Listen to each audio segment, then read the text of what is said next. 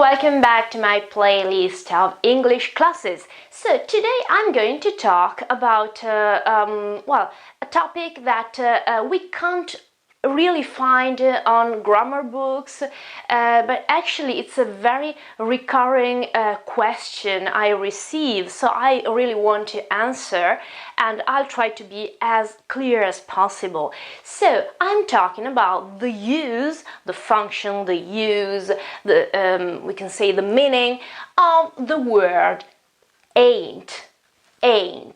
That's a very common word, actually, especially in spoken language. We find it in lyrics, in songs. We find it also when we watch movies, and so on and so on. But most of the times we can't find an explanation. We can't really find a real rule, of when and how we should use this word on grammar books, and so on and so on. And there is a very good reason why we don't find it on grammar books, and the reason is that this word is slang. This is slang, so we can't use it in official language, in official situations, in formal situations. Anyway, let's try to see what it means. So ain't is, or better, it means two different things. It is both, the contraction of the verb to be and not, and the verb to have and not. So basically, it translates the negative form of both the auxiliary verbs, to be and to have. So basically, I am not is I ain't. You are not or you aren't is you ain't. He or she or it is not or isn't is he, she, it, ain't. You aren't or you're not, we aren't, we're not, they aren't is always ain't. So it's the same word, exactly the same form for all persons. It doesn't change. Same goes for the verb to have, I have not or haven't is I ain't. You have not or haven't is ain't, you ain't. Again. Same goes for the third person singular. It doesn't change. We know that the normal, the official form is he or she or it hasn't or has not. In this case, it is ain't. Again. And the same for the three person plural. We have not, haven't. You have not or haven't. They have not or haven't. It's always ain't. So basically with one word I translate all these forms. It seems a very good thing, very easy, but actually we have to pay attention when we use this word. There are a lot of situations in which we shouldn't use it at all, and we'll see them. First of all, let's make a few examples to see how we actually use it in phrases or in sentences better. So, first sentence, she ain't sleeping. She ain't sleeping now. What do you think it translates? Ain't, she ain't sleeping. It is she isn't sleeping. Isn't, is not. We understand that it is the verb to be because obviously we got an ing form, after it. So we can't have before, it must be the verb to be.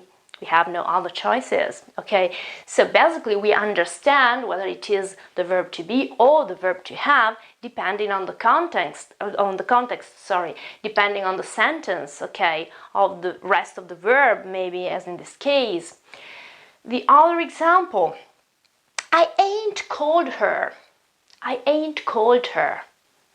In this case, I have to watch the verb, and so I can understand, whether it is to be or to have. Called is a past participle, so obviously the verb in this case is the present perfect, and so the auxiliary verb is have. So it is I haven't called her yet, I could say, haven't or have not. So obviously we have to understand the context, to understand the sentence, to understand the the verb, the tense, okay, in order to decode the ain't and to discover whether it is the verb to be and not, or to have and not. Sometimes we use it in very quick questions, tag questions, like for example, ain't it?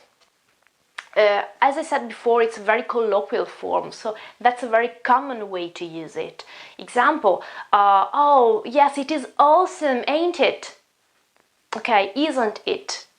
So it's a tag question, it's a quick way to say, is it true, okay? To ask for your opinion, and obviously I expect you to agree with me, and so I can use ain't because obviously it's a very, very, very colloquial form.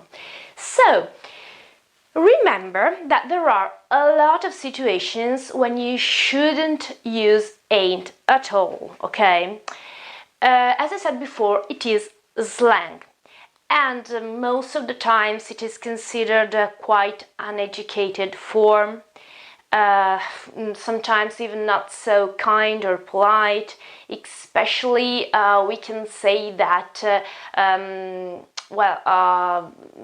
older people tend to consider that quite impolite.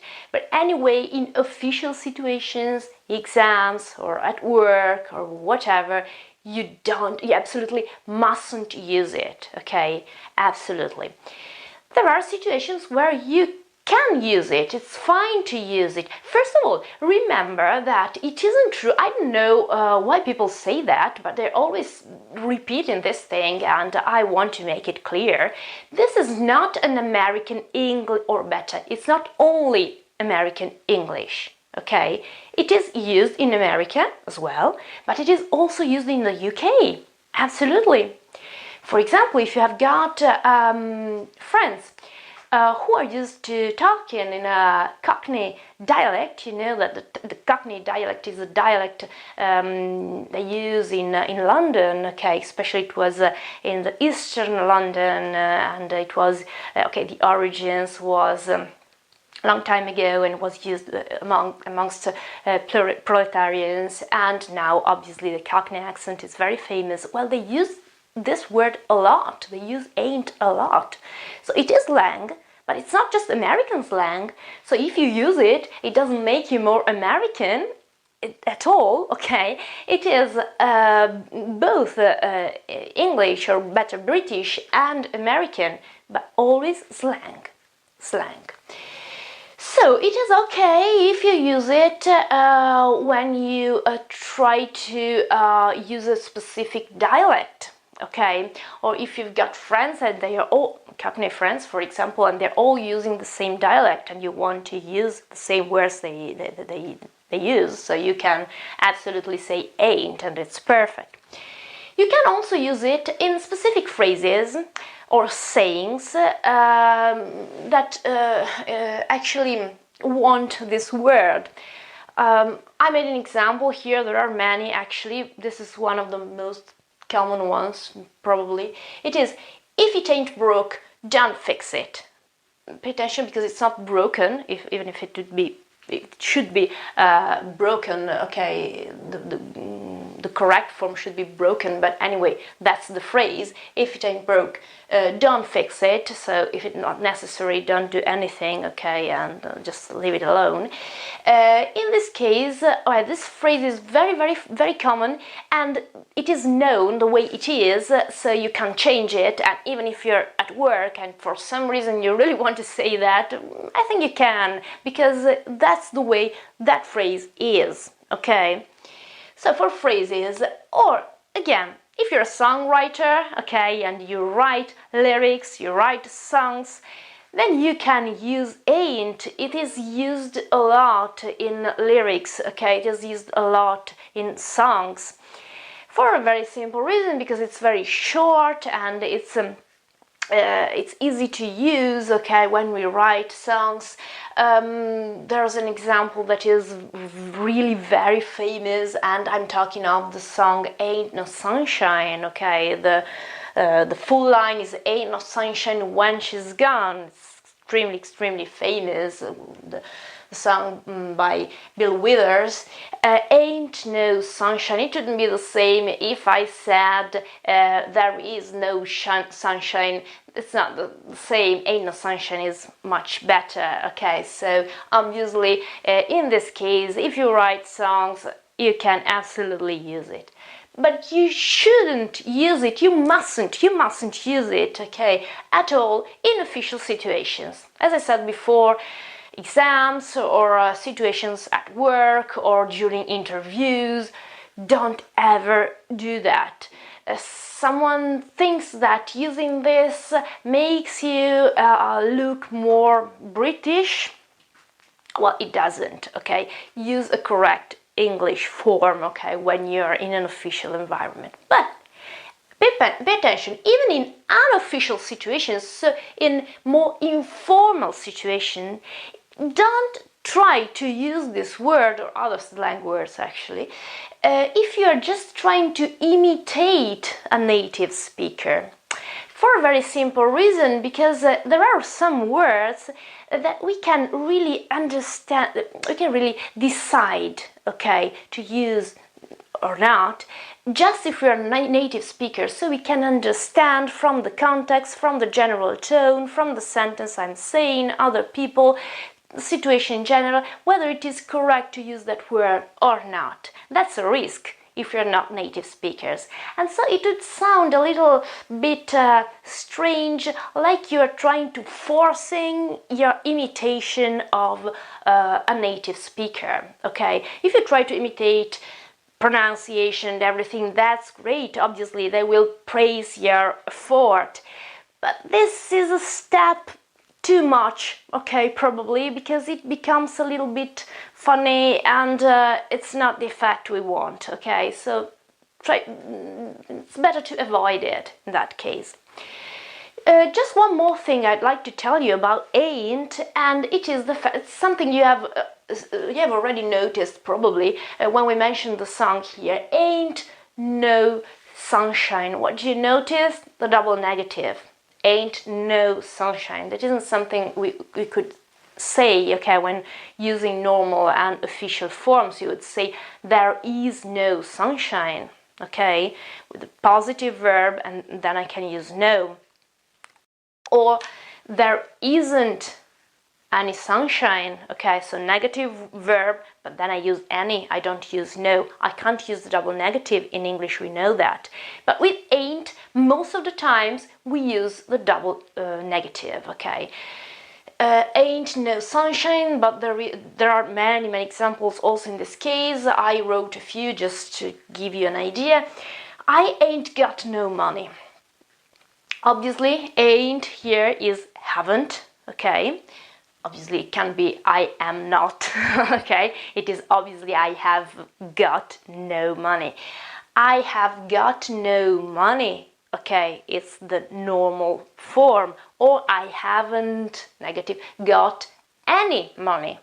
But in this case, with ain't, I've got double negative. So I ain't, negative number one, no, negative number two. I ain't got no money. It's just in order to emphasize, okay, the negative meaning in this case. I really have no money, okay, so I use this double negative. Again, she ain't going to no party. She ain't going to no party. This ain't is obviously the verb to be, obviously, because I've got going, okay, after it, so it must be the verb to be. There is no other option, okay. She ain't going to no party. So in a normal phrase, in a normal sentence, it should be she isn't going to go to any parties, okay, or to a party. Or I can have a positive verb, she's going to no party, okay. In this case, I've got a double negative. She ain't going to no party. Well, so double negative is something we use a lot when we use ain't. Just in this case, obviously, only in this case.